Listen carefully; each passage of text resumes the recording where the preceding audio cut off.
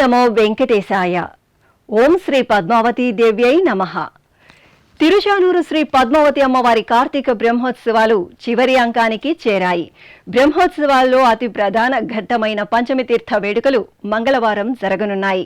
లక్షలాదిగా తరలివచ్చే భక్తుల కోసం తిరుమల తిరుపతి దేవస్థానం పగడ్బందీగా ఏర్పాట్లు చేసింది. తిరుచానూరులోని 3 ప్రదేశాలలో ప్రత్యేకంగా జర్మన్ షెడ్లను ఏర్పాటు చేసి భక్తులు వేచి ఉండేందుకు సకల సదుపాయాలను కల్పించింది. ఇక పంచమి తీర్థం వేడుకలు జరిగే మండపాన్ని సర్వాంగ సుందరంగా సంప్రదాయం ఉట్టిపడేలా తీర్చిదిద్దారు. శ్రీవారి పట్టపురాణి శ్రీ పద్మావతి అమ్మవారి కార్తీక బ్రహ్మోత్సవాలు తిరుచానూరు క్షేత్రంలో అంగరంగ వైభవంగా జరుగుతున్నాయి. కలియుగంలో శ్రీ మహాలక్ష్మి అంశగా తిరుచానూరులో బంగారు పద్మంపై శ్రీ పద్మావతి అమ్మవారు ఆవిర్భవించి కొలువై ఉన్నారు. ఎంతో పురాణ చారిత్రక నేపథ్యాలను సంతరించుకున్న తిరుచానూరులో అమ్మవారి కార్తీక బ్రహ్మోత్సవాలు ఈ నెల 17 నుండి 25 వరకు ఘనంగా జరుగుతున్నాయి. బ్రహ్మోత్సవాలలో అతి ప్రధాన ఘట్టమైన పంచమి తీర్థ వేడుకలు మంగళవారం ఆగమోక్తంగా జరగనున్నాయి. ఇందుకోసం పద్మ సరోవరం పుష్కరిణిలో పగడ్బందీగా ఏర్పాట్లు చేశారు. మంగళవారం ఉదయం 10 గంటల నుండి 11 గంటల 45 నిమిషాల వరకు శ్రీ పద్మావతి అమ్మవారికి చక్రతాళ్వార్కు స్నపన తిరుమంజనాన్ని శాస్త్రోక్తంగా నిర్వహించనున్నారు.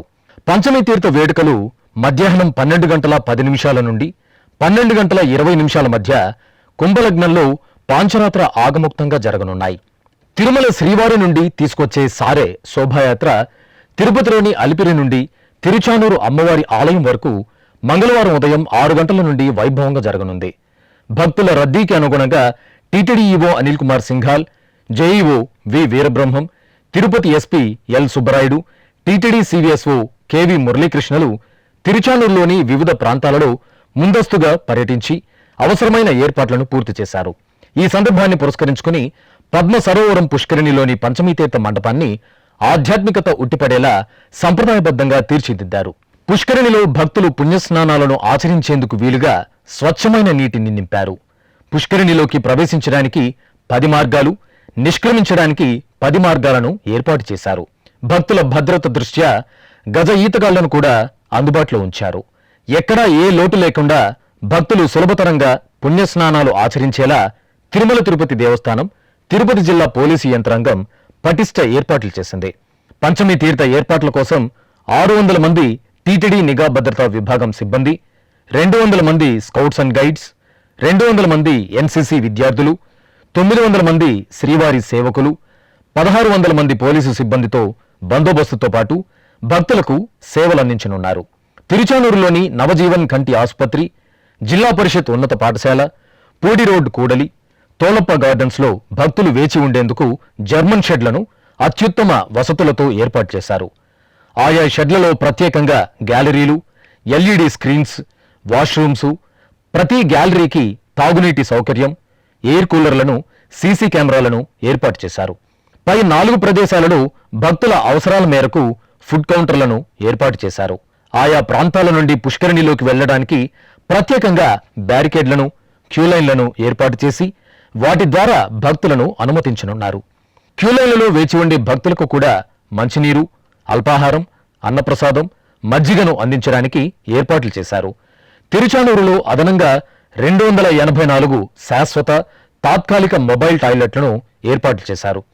వివిధ ప్రాంతాలకు వెళ్లడానికి సూచిక బోర్డులను ఏర్పాటు చేశారు.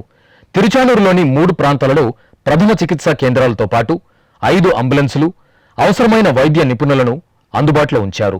తమిళనాడు, కర్ణాటక, ఆంధ్రప్రదేశ్లోని వివిధ ప్రాంతాల నుండి విచ్చేసిన భక్తులు తమ వాహనాలను పార్కింగ్ చేసుకోవడానికి వీలుగా ప్రత్యేక పార్కింగ్ ప్రదేశాలను అందుబాటులోకి తీసుకొచ్చారు.